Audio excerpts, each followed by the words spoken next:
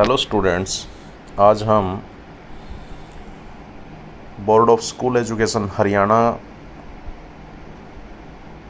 के सिलेबस के हिसाब से जो पॉलिटिकल साइंस की क्लास 11th की फर्स्ट बुक है उसका पहला चैप्टर करेंगे, जिसका टाइटल है इंट्रोडक्शन टू पॉलिटिकल थ्योरी, राजनीतिक सिद्धांत एक परिचय। ये जो चैप्टर है ये 2 भागों में मूल रूप से बंटा हुआ है, क्योंकि इस चैप्टर का जो नाम है राजनीतिक सिद्धांत है, तो हमें राजनीतिक सिद्धांत को पढ़ने से पहले ये जानना ज़रूरी है कि राजनीति किसे कहते हैं। क्योंकि जो सिद्धांत है उसके बारे में हम चैप्टर के सेकंड पार्ट में पढ़ेंगे कि सिद्धांत किसे कहते हैं और राजनीतिक सिद्धांत किसे कहते हैं। तो इन दोनों से पहले ये जानना ज़रूरी है कि राजनीति क्या है। तो चलिए इसे शुरू करते हैं। अरस्तु को कई राजनीतिक विचारकों ने आधुनिक राजनीति का जन्मदाता कहा है, और उनको जो ये जन्मदाता कहा गया है इसके पीछे एक बहुत बड़ा कारण है कि उनको father of the political science क्यों कहा गया। अरस्तु ने अपने समय में लगभग 158 देशों के संविधानों का कंपैरेटिव एनालिसिस किया, और इस कंपैरिजन के कारण, क्योंकि जो ये तुलनात्मक अध्ययन होता है ये एक साइंटिफिक लेवल पे किया जाता है, तो अपने समय में इस प्रकार की तुलना जो करने वाले वो एकमात्र ऐसे राजनीतिक दार्शनिक थे, तो इसलिए उनको राजनीति शास्त्र का पितामह माना जाता है, और इन्होंने खुद भी कई सिद्धांत दिए। तो इस प्रकार हम देख सकते हैं कि राजनीतिक सिद्धांत जो कंसेप्ट है इसका जो पहला अक्षर है वो ही राजनीति से रिलेटेड है। तो राजनीतिक शब्द का अर्थ जानना बहुत ज़रूरी है। तो देखते हैं राजनीति किसे कहते हैं। अब अलग अलग विचारकों के अलग अलग मत हैं इस बारे में कि राजनीति किसे कहते हैं। अरस्तु जो ये मान के चलते हैं कि राजनीति सामान्य जीवन से संबंधित है, क्योंकि अरस्तु जो थे यूनान से संबंधित थे, और उस समय यूनान में जो सामान्य जीवन था वो इस प्रकार का था कि वहाँ पर जो सभी नागरिक थे, वो ज़्यादातर नागरिक जो थे शासन के कामकाज में इन्वॉल्व रहते थे, और उसको अच्छे प्रकार से अपना जो नागरिक कर्तव्य है उसका पालन करते थे। तो अरस्तु कहते हैं कि राजनीति क्या है, सामान्य जीवन से संबंधित है, और वो पॉलिटिक्स को मास्टर साइंस की संज्ञा देते हैं। जीवन के सभी पक्षों में अरस्तु राजनीतिक पक्ष को सबसे ज़्यादा महत्वपूर्ण मानते हैं। अरस्तु आगे लिखते हैं कि राजनीति हमें यह बताती है कि हमें क्या करना चाहिए और क्या नहीं करना चाहिए, मतलब क्या करना चाहिए और क्या न करना चाहिए, इस प्रकार का ज्ञान देने वाले शास्त्र का नाम अरस्तु के अनुसार राजनीति होता है। तो देखते हैं आगे शाब्दिक अर्थ क्या है राजनीति का। जो पॉलिटिक्स शब्द है हिंदी में राजनीति कहते हैं और इंग्लिश में पॉलिटिक्स कहते हैं। ये पॉलिटिक्स शब्द यूनानी यानी कि ग्रीक भाषा के पोलिस शब्द से बना है, और पोलिस शब्द का अर्थ होता है नगर राज्य। इसका अर्थ यह हुआ कि ऐसा विज्ञान जो नगर राज्यों की समस्याओं से संबंधित हो और उनका हल खोजने का प्रयास करे। अब जो पुराने समय में नगर राज्य होते थे वो छोटे छोटे राज्य होते थे। ख़ास तौर पे यूनान की अगर हम बात करें तो वहाँ छोटे छोटे संप्रभु नगर राज्यों के वर्णन मिलते हैं, और उन आजकल अगर हम देखें तो बड़े बड़े राज्य हैं जिनको राष्ट्र राज्यों के नाम से संबोधित किया जाता है, लेकिन उस समय नगर राज्य हुआ करते थे, छोटे राज्य हुआ करते थे जिनकी जनसंख्या भी कम होती थी। तो शाब्दिक अर्थ में हम मान सकते हैं कि ऐसा विज्ञान जो नगर राज्यों की जो भी समस्या हो, अगर उनका हल खोजने का प्रयास करे, तो ऐसे विज्ञान को हम पॉलिटिक्स कहते हैं, या ऐसे शास्त्र को या ऐसे सब्जेक्ट को हम राजनीति कहते हैं। तो ये तो हो गया इसका शाब्दिक अर्थ। अब क्योंकि आधुनिक काल में, वर्तमान समय में नगर राज्यों की जगह राष्ट्र राज्य हो गए हैं और बड़े बड़े राज्य हो गए हैं। और उस समय में जब शुरुआत में राज्य की जो अवधारणा थी वो पुलिस राज्य माना जाता था कि राज्य के क्या उत्तरदायित्व हैं, कि राज्य केवल रक्षा करने के लिए बनाया गया है और जो बाहर के आक्रमणों से देश की रक्षा करेगा और आंतरिक तौर पर भी शांति बनाए रखेगा, तो उसका काम था केवल सुरक्षा का, तो इसलिए उसे पुलिस राज्य कहते थे। लेकिन अब क्योंकि बड़े बड़े राज्य हो गए हैं और राज्य जो है अपना न केवल सुरक्षा का कार्य कर रहा है बल्कि और भी बहुत सारे कार्य कर रहा है लोक कल्याण के, जैसे हॉस्पिटलों की व्यवस्था कर रहा है, रोज़गार की व्यवस्था कर रहा है, और जो है सड़कें बना रहा है, स्कूल खोल रहा है, शिक्षा की व्यवस्था है। तो इस प्रकार से राज्य ने अपने जो कार्यों को बढ़ा लिया है बहुत ज़्यादा, उसको इस प्रकार के राज्य को लोक कल्याणकारी राज्य कहा जाता है, कि वो अपनी सुरक्षा के साथ साथ लोक कल्याण की बातें भी करता है। तो अब जब वर्तमान राज्य लोक कल्याणकारी राज्य का रूप ले लिया है, तो वर्तमान में राजनीति का क्या अर्थ हुआ, ये इसके शाब्दिक अर्थ से मेल नहीं खाता, क्योंकि उस समय जो शाब्दिक अर्थ है वो नगर राज्यों के साथ संबंधित था। तो वर्तमान समय में हम कह सकते हैं कि बड़े बड़े वीर जो राज्य हैं उनकी कोई भी जो समस्याएं हैं,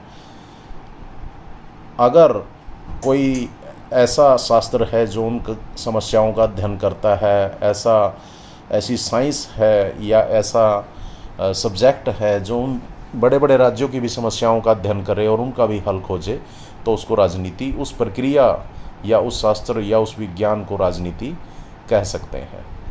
वर्तमान समय में राजनीति शब्द का प्रयोग जो है कई लोगों द्वारा जो है, कई राजनीतिक विचारक तो ऐसा नहीं करते, लेकिन कई लोग ऐसा करते हैं, कई नेता ऐसा करते हैं कि राजनीति शब्द का प्रयोग विकृत और संकुचित रूप में वो करते हैं, जो कि गलत है।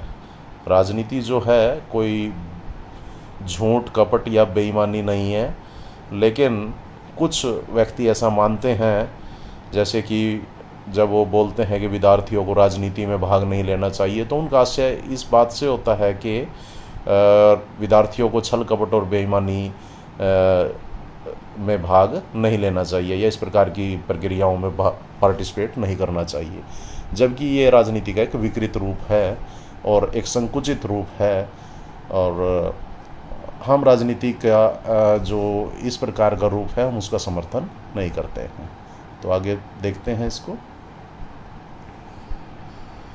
अब विभिन्न विद्वानों के अनुसार राजनीति का क्या अर्थ है ये देखेंगे हम। अरस्तु कहते हैं कि मनुष्य जो है स्वभाव से सामाजिक प्राणी है, मतलब वो समाज में रहता है और उसकी समाज में रहते हुए कई प्रकार की ज़रूरतें होती हैं, और क्योंकि वो इन ज़रूरतों की पूर्ति अपने आप ही अकेला नहीं कर पाता, तो वो समाज पे निर्भर है और इन ज़रूरतों की पूर्ति के लिए वो संघ बनाता है, समुदाय बनाता है, ग्रुप्स बनाता है। और जब ये संघ, समुदाय या ग्रुप्स होते हैं, इनमें जब कुछ रिसोर्सेज की पूर्ति के लिए आपस में संघर्ष या विवाद पैदा हो जाते हैं, तो मनुष्य क्या करता है, उसके सामने दो ऑप्शन होते हैं, या तो वो हिंसा का मार्ग अपना ले या फिर वो शांतिपूर्वक ढंग से अपने मतभेदों को सुलझा ले। तो जो ये शांतिपूर्वक ढंग से अपने मतभेदों को सुलझाने का जो प्रयास है, इस प्रक्रिया को अरस्तु जो है राजनीति का नाम देते हैं। मतलब अगर आप किसी भी प्रकार के विवाद का बलपूर्वक हल ढूंढने का प्रयास करते हैं लड़ाई झगड़े से, तो उसको राजनीति नहीं कहा जाएगा। अरस्तु के अनुसार जब आप अपने मतभेदों को सामाजिक रूप से, जो आपके मध्य जो समस्याएं हैं, उन समस्याओं को शांतिपूर्वक ढंग से अपने दूर करने का प्रयास करते हैं, अपना एक मत रखते हैं, दूसरों के मत सुनते हैं और फिर उन समस्याओं को दूर करने की इस प्रक्रिया में भाग लेकर इस प्रक्रिया को आगे बढ़ाते हैं, तो इस प्रक्रिया को राजनीति कहते हैं, ऐसा अरस्तु कहते हैं। और अरस्तु ये भी कहते हैं कि लोकतंत्र में रहते हुए राजनीति से कोई भी व्यक्ति अलग नहीं रह सकता। सेकंड जो विचारक हैं गिल क्राइस्ट हैं। गिल क्राइस्ट कहते हैं आजकल राजनीति से जो अभिप्राय है, जो मतलब है, वो ये है कि सरकार की उन समस्याओं के निवारण की क्रिया है ये, जो समस्याएं वास्तव में आर्थिक ढंग की हैं। मतलब गिल क्राइस्ट जो है इसका इकोनॉमिक जो पहलू है उसके ऊपर, आर्थिक पहलू के ऊपर जोर देते हैं और कहते हैं कि जो आयात निर्यात, श्रम व पूंजी की जो समस्याएं हैं, अगर उन समस्याओं का निवारण किया जाए तो ऐसी प्रक्रियाओं को, जो सरकार की इस प्रकार की आर्थिक समस्याएं हैं, उन समस्याओं का जो निवारण करने की एक तरीका है, उसे गिल क्राइस्ट राजनीति कहते हैं। तो अलग अलग विद्वानों ने इसकी अलग अलग परिभाषा दी है। अब आगे और परिभाषाएं देखते हैं हम। स्पाइरो कहते हैं राजनीति क्या है कि ऐसी प्रक्रिया है जिसमें मानव समाज जो है, यानी कि एक मनुष्य जो है अपनी केवल परिवार में नहीं बल्कि समाज में रहते हुए अपनी समस्याओं का समाधान करता है। और लॉसवेल कहते हैं कि राजनीति प्रभाव व प्रभावशाली का अध्ययन है। प्रभाव मतलब शक्ति, किसी भी प्रकार से दूसरे को प्रभावित करने की जो पावर है वो आप यहाँ पर प्रभाव के रूप में ले सकते हैं। हालांकि ये कंसेप्ट जो है पावर से अलग है, लेकिन फिर भी फ़िलहाल के लिए, क्योंकि आपकी 11th क्लास है, आप प्रभाव को शक्ति के रूप में देख सकते हैं। राजनीति प्रभाव व प्रभावशाली का अध्ययन है, मतलब शक्ति का, और जो शक्ति को प्राप्त करने वाला है, चाहे वो कोई ग्रुप है या कोई व्यक्ति है, उसका अध्ययन है। अगर हम ऐसा अध्ययन करते हैं तो उसे राजनीति कहा जाएगा। और राजनीति का मुख्य संबंध लॉसवेल कहते हैं इस बात से है कि कौन क्या प्राप्त करता है, कब प्राप्त करता है, वह कैसे प्राप्त करता है। अर्थात अगर आप एक किसी भी देश के नागरिक हैं तो आपको क्या प्राप्त होता है, सरकार की तरफ से क्या प्राप्तियां होती हैं। जैसे कोई नौकरी के लिए आवेदन करता है तो नौकरियां प्राप्त होती हैं, किसी को पेंशन प्राप्त होती है, किसी को अवसर प्राप्त होते हैं, या कुछ भी जो सरकारी योजनाओं में आपको प्राप्त होता है उसको आप प्राप्त होना कह सकते हैं। कि राजनीति में किस बात का अध्ययन किया जाता है कि सरकार से हमें क्या प्राप्त होता है, या देश से हमें क्या प्राप्त होता है, या देश में कौन क्या प्राप्त कर रहा है, कब प्राप्त करता है, यानी कब उसको प्राप्त हुआ है, और कैसे, क्या तरीका उसने आजमाया है जो उसको प्राप्त कर रहा है। तो इस प्रकार की अगर कोई प्रक्रिया है तो लॉसवेल उसको राजनीति कहते हैं। और ये मान के चलते हैं कि ये बल से या शक्ति से संबंधित है और शक्ति को प्राप्त करने का भी एक अध्ययन है या एक तरीका है। तो लॉसवेल इसमें दो बातों पर जोर देते हैं कि प्राप्ति के ऊपर जोर देते हैं कि राजनीति में कुछ ना कुछ प्राप्त किया जाता है, और दूसरा शक्ति या बल का इसमें प्रयोग किया जाता है। अब देखते हैं उपरोक्त सभी परिभाषाएं जो हैं राजनीति की, उनके आधार पर हम देख सकते हैं कि प्रत्येक व्यक्ति, समाज, राज्य, संस्था और देश, सभी जगह राजनीति पाई जाती है। और ये एक निरंतर व सर्वव्यापक क्रिया है। ये एक ऐसी प्रक्रिया है जो निरंतर चल रही है और हर एक देश में ये चलती है, हर एक समाज में ये चलती है। समाज में क्योंकि आपको पता है कि साधन जो होते हैं, रिसोर्सेज जो होते हैं, वो सीमित होते हैं, और इन रिसोर्सेज की प्राप्ति के लिए, क्योंकि जनसंख्या ज़्यादा होती है, इसलिए आपस में संघर्ष होता है। और इस संघर्ष से निपटने के लिए जो जितनी भी प्रक्रियाएं या क्रियाएं की जाती हैं उनको सामूहिक रूप से राजनीति कहते हैं। इस प्रकार राजनीति क्या है कि विभिन्न प्रकार के संघर्षों को दूर करने का एक माध्यम है, एक साधन है। जो संघर्ष समाज में पैदा होते हैं वो किसी भी कारण से पैदा हों, चाहे वो संसाधनों के लिए पैदा हों या अपने किसी समूह के हितों की प्राप्ति के लिए, सामान्य हित के लिए किसी भी प्रकार से संघर्ष निवारण की जो प्रक्रिया है उसे राजनीति कहा जाता है। तो राजनीति सामान्य हित की किसी भी समस्या के संघर्ष निवारण की प्रक्रिया है। तो आगे देखते हैं इसको। यहाँ पर मैं आपको एक बार इसका राजनीति का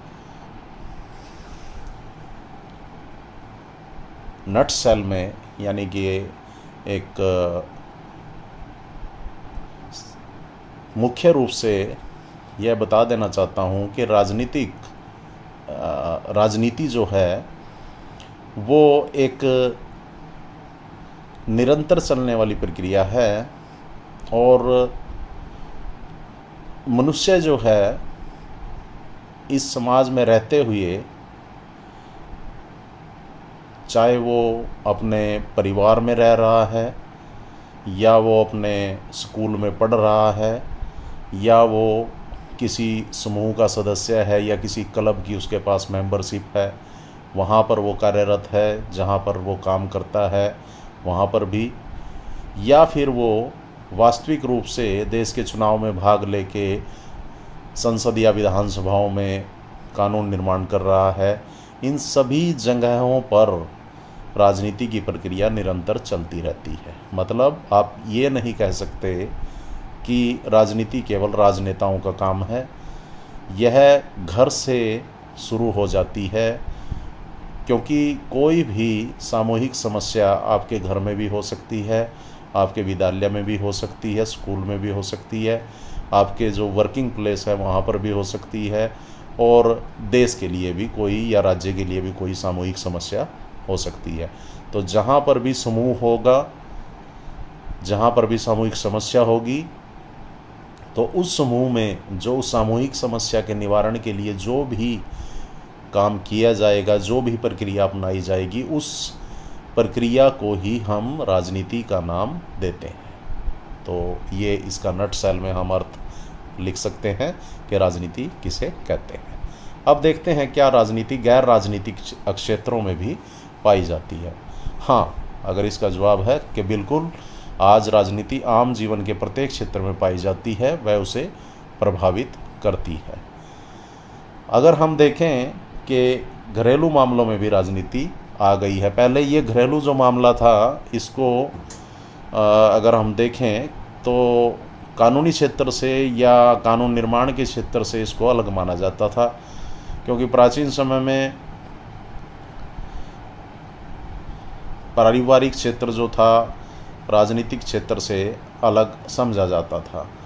लेकिन 19वीं शताब्दी के आखिर में घरेलू क्षेत्र में राजनीति का हस्तक्षेप शुरू हुआ, क्योंकि कई प्रकार के जो घरेलू समस्याएं थी वो सामने आने लगी। जैसे महिलाओं के लिए शोषण होने लगा घरों में, और हिंसा वगैरह महिलाओं के खिलाफ होने लगी। तो राज्य को इसको रोकने के लिए पारिवारिक क्षेत्र में भी कई कानूनों का निर्माण करना पड़ा। जैसे महिला शोषण को या महिला हिंसा को रोकने के लिए महिला हिंसा रोकथाम अधिनियम 2005 में बनाया गया। तो इस प्रकार हम देख सकते हैं कि जो ये कानून निर्माण की प्रक्रिया थी या ये राजनीति की जो प्रक्रिया थी, राजनीतिक क्षेत्र से घरेलू क्षेत्र में भी प्रवेश कर गई, और इससे पहले ऐसा नहीं हुआ था। तो इसलिए हम कह सकते हैं कि गैर राजनीतिक क्षेत्र है घरेलू, जिसको हम देखते हैं, उसमें भी राजनीति पाई जाती है।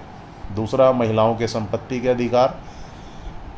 प्राचीन समय से भारतीय समाज जो है पुरुष प्रधान रहा है, और महिलाओं के संपत्ति के अधिकारों को हमेशा अनदेखा किया गया है, और ये कहा जाता है कि जो संपत्ति होती है परिवार की वो केवल बेटों के लिए होती है, महिलाओं या बेटियों के लिए नहीं।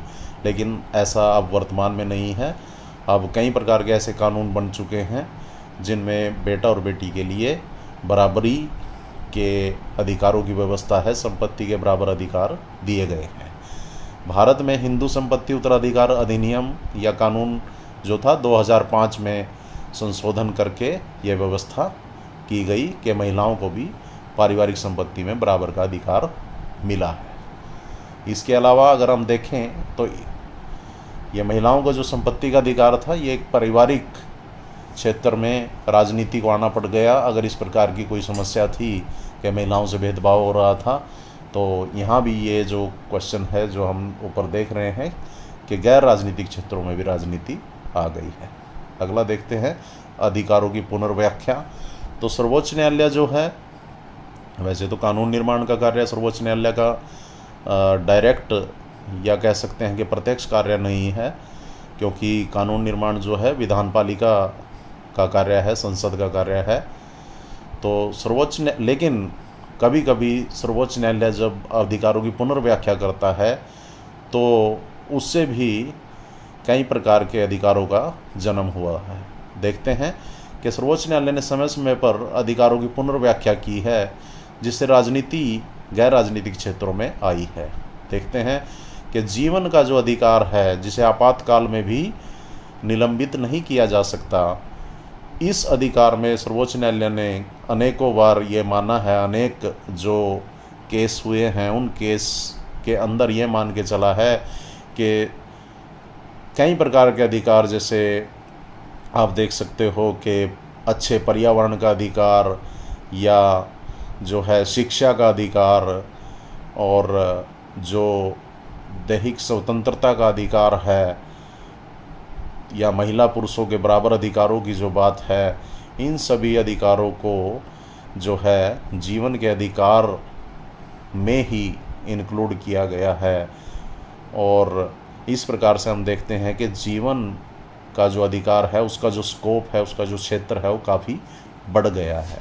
तो इस प्रकार से जब सर्वोच्च न्यायालय कई प्रकार से इन अधिकारों की या किसी भी कानून की जो पुनर्व्याख्या करता है, तो उस पुनर्व्याख्या में एक इनडायरेक्टली कानून निर्माण अपने आप ही हो जाता है।